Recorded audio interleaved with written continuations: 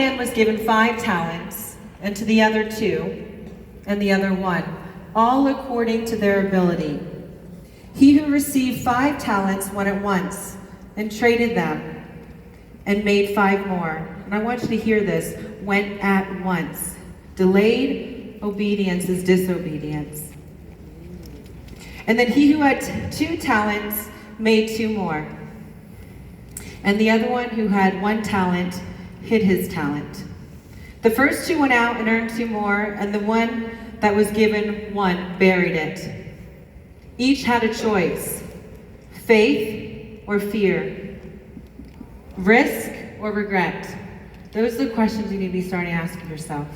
So a few months ago, when we were presented with this opportunity of 3, I have to be very transparent. I had to dig inside deep and find the courage to start over.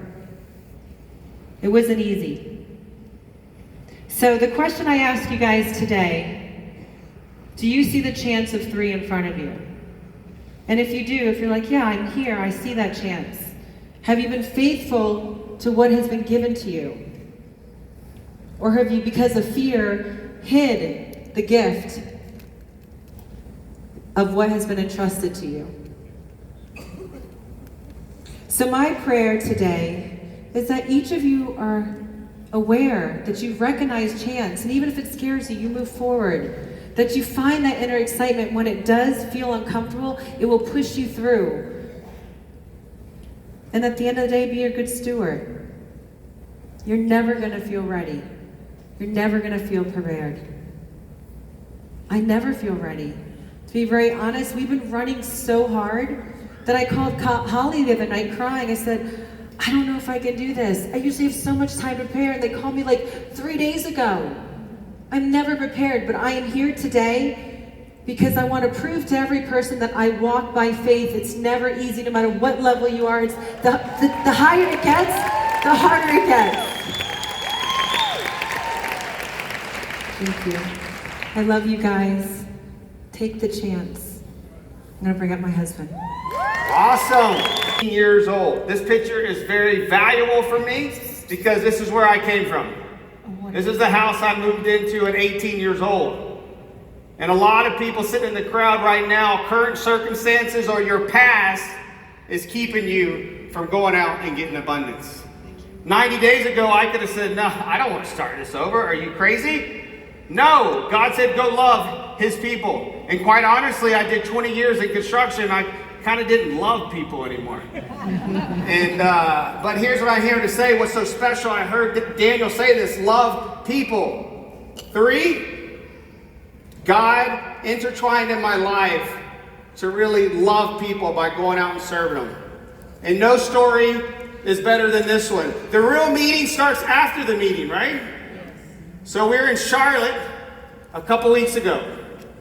We had a meeting, a bunch of people showed up, and then after the meeting, a guy stood up, Lynn, Polly, and he shared that his teenage daughter was raped in her own house, and she took her life at 15 years old. And he showed his tattoo on his shoulder. And at that very moment, God said, this is why I told you to go serve and love my people. So this man stood up and he said, no, don't cry.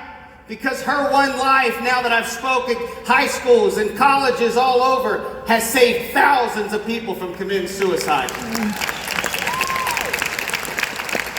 So at that very moment, God said, do you see why you go out with abundant mindset? So you can be touched. Hey, it gets better.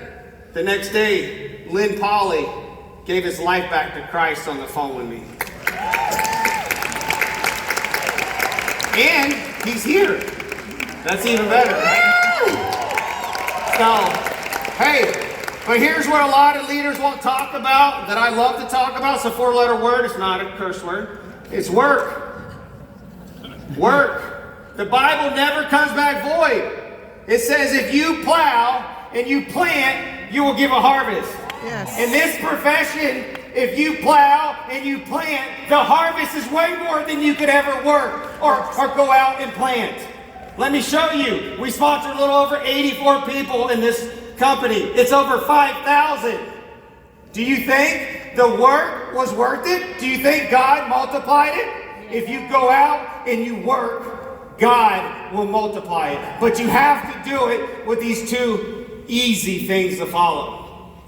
Serve and love people. We're just ordinary people. But here's what we do really good at. We're really extraordinary at doing the ordinary over and over and over and over. And the people that you see on this stage, 6-star and above, Kim, you know what she's gotten really good at? Loving people and working and helping other people. But you have to embrace work. There is no way that you can be successful in this profession without work. I hear some people say, oh, we only work 5 hours a week. Then you're missing the window. We have a window in this company that you should put in your mind every day. That I could go out and share this and put the flag in the ground in a new state, new city, new country. That window's small. Are you going to have that window in your life? Because 90 days ago I said to my wife, we have a small window. We're going to go out and work relentlessly for 90 days. Who in this room is going to grab a hold of that small window and work is the question. But you got to sacrifice. You're going to have to sacrifice. Your kids will get over it, honestly. Believe me, I'd much rather have had shoes and clothes growing up if my parents would have went out and created something special. Right? We asked my kids, hey, are you upset that we work? No, we're proud. We see what you've accomplished. We love it. So you should be proud. Actually, maybe you instill a work ethic that's missing in this country. Yes. Yes. So the next one's mindset. I serve a God that's all about faith. He can't get out of character, by the way. We can. And what is it? Fear, right? Right? And what I believe is two things. God is creative, and there's non-creative. We won't talk about him today. But there's also A, and there's B. Very simple. This, abundance. This, broke. Which leads to broken.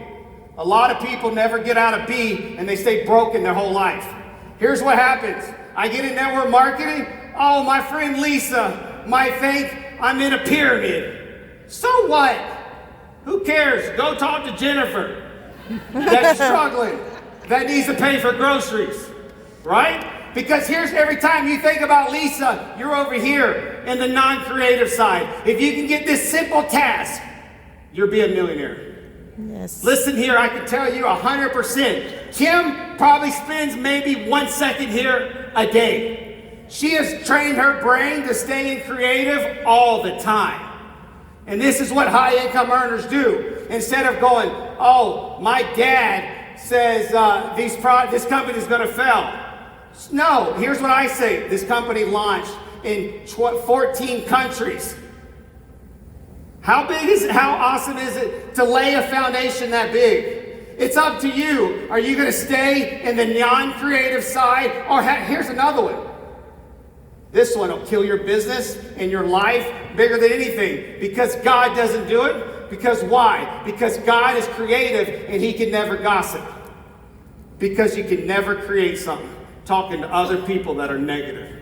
Because guess what? You're out of a creative state and you're in non-creative state. So guess what? When Jennifer wants to call you and talk about Kim, you should say, hey, let's talk about how awesome Kim is. Because this is what God blesses. If you're over here all the time, you're going to stay broken for the rest of your life.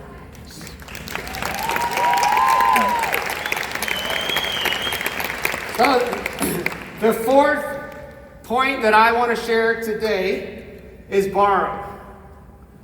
What does borrow mean? When you start this profession, I understand we've been beat down. I've been beat down. My stepdad was alcoholic. He mentally abused me every day, physically too. We have to borrow confidence in this profession. I understand that a lot of people lack it. But the ones that go out and build the biggest business, they borrow it. What do I mean by that? When I got on my first phone call, the guy says he's making $2.5 million a year. I said, doing what? He said, doing phone calls. I said, I'll do phone calls, even though I don't know anything. What did I do? I put him on the phone. I borrowed his confidence. I borrowed his story. I borrowed his wisdom. Wisdom is the ultimate teacher. I can tell you all day what to do, but time will teach you even better because of experience, right? Yes. So you have to borrow confidence. And the last one that I will stand on this stage, because I'm truly here to build the biggest company that's ever been in this profession.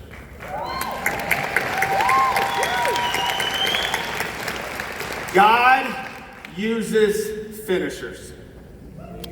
He starts the process. It's up to you to be a finisher.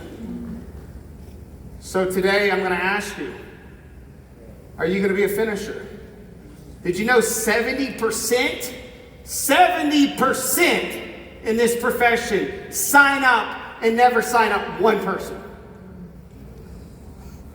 No wonder they talk bad about us. Gets under my skin.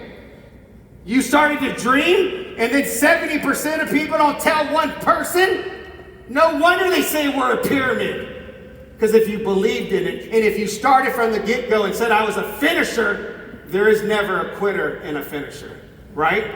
Yes. So how many times a week are you not being a finisher? Because I can promise you, if you start to do A and B in your mind every single day, and you stay in A, the creative side, you'll be a finisher. And here's 3 simple tasks. 1, increase exposures. The people that expose the most people to this business are the people that create the biggest freedom. And not only just for you, for thousands and thousands and hundreds of thousands and millions of people across the globe. The people that do exposures. They don't care that their sister haven't joined. I got 4 of them. They haven't joined me yet. So who cares? Go to the next one. Because I promise you, there's someone like myself that was 20 years in pain. I wasn't a dad anymore. I wasn't a husband anymore. I didn't really like people anymore. Thank God changed that through 3. Truly to the core, I love people now. So I've been healed. So what does that mean? I was praying for somebody to bring me something. I knew I was designed for more, for such a time as this, right now. But here's the key. There's other people praying for you to expose them to this profession. So you expose a lot of people. Secondly, you sign them up. And thirdly, it's real simple. Serve them. Go out there and work for them. Help them every single day, every second. A football game doesn't matter when someone can't pay their bills, right? When their kids can't eat. That's the key, right? So I want you to be a finisher by serving people. I haven't seen selfish people last in this profession yet, honestly. They can be successful for a short time, but very short after that, guess what? They disappear, right, Corbin? So here's what I'll say. Some stats from my journalist friend, David Norton. Network marketing accounts for 20% of all millionaires globally. That's 12 million millionaires in the United States. In the world. The United States is the leader in direct sales with $40 billion a year. What country are we in? United States. Are y'all asleep? $40 billion a year. It pays out $2 million a minute. The profession's been around 100 years. It does $300 billion a year. It's real, right? Here's another one. 84% of all participants who attended a marketing event, you're in a marketing event, said it improved their opinion about the product or company. Who's improved today? 83% of people looking for additional stream of income considered direct. Actually, let me back up. I'm going to change it. Additional stream of income considered network marketing a good option? 75% of the industry is made up of women. Right? The majority of which, here's what we hear all the time in the non-creative, I'm not a salesperson. Really? You're married, you sold someone. So hold on. No prior sales experience, okay? 66 of these women attended or graduated from college. This is way better than a job, right? Yes. So the facts here work if you're a finisher. So here's what I'm gonna say. Stand up if you're going to be a finisher and be on this ride till we go to 1 billion, 10 billion, 20 billion. Stand up.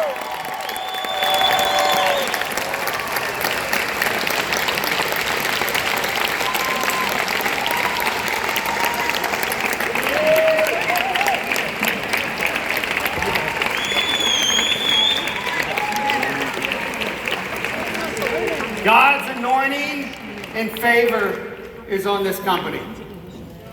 It's up to you to use it because He wants to bless His people. And you think when I talk abundance, it's money? No. It's the relationships and the person you become. That's just the byproduct. So everyone here, I want to say this loud and proud. I'm in the network marketing profession. I'm going to stay relentless with 3 the rest of my life. And I thank you, and I'm honored and blessed to share this stage with my wife, but also to be able to speak in your life. God bless.